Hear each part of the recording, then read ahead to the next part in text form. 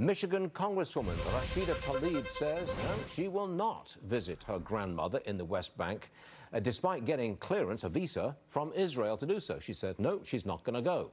Matthew Brodsky is with us, Security Studies Group Senior Fellow.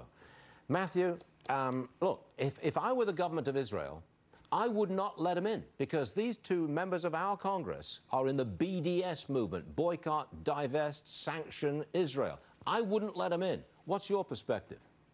Well, look, that's exactly right. And we need to understand that the BDS movement is not about criticizing Israel for its policies. It's an anti-Semitic movement that's designed to undermine and to undo the Jewish state and have it replaced with a Palestinian state. The argument you hear against it from their side, those who are pro-BDS movement, is really a Trojan horse. Now, what I make of this is that it's remarkable the extent to which the arc of the story has changed just overnight.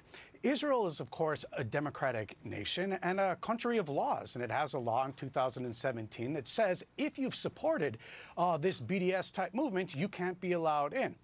Israel was clear that Rashida Tlaib could come to visit her grandmother who lives there on humanitarian grounds if she made that request and decided and said that she wouldn't participate in those type of things. Now, Israel immediately said yes, and the fact that she says that she's not going to come now lays bare the fact that the trip was all about agitation, and you can see that according to the sponsors of the trip, who was paying for the trip and who was supposed to be their tour guide. That's really telling, which kind of changes the arc of the story completely.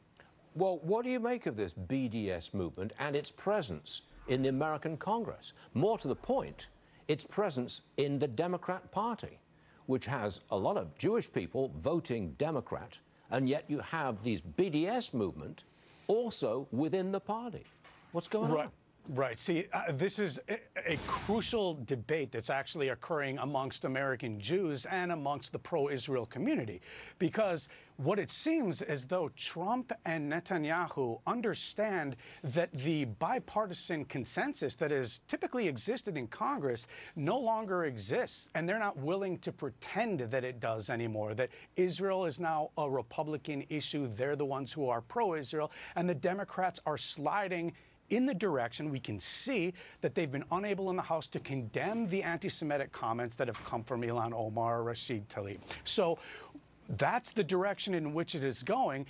The American pro-Israel community is a little split and divided. They think that that can be reversed. It doesn't appear, there's no indication really that that is the case. So it seems like a wise decision on Netanyahu's part that they have to protect their state as a nation state. And remember, these people who are the detractors don't believe in the notion of a nation state to begin with. Now, that's a dangerous proposition if you're Israel and security is your #1 concern.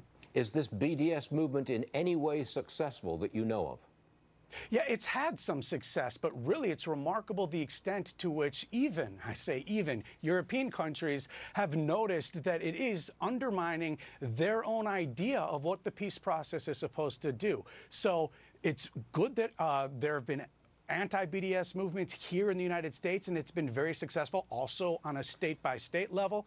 And I think that bodes well for Israel's future.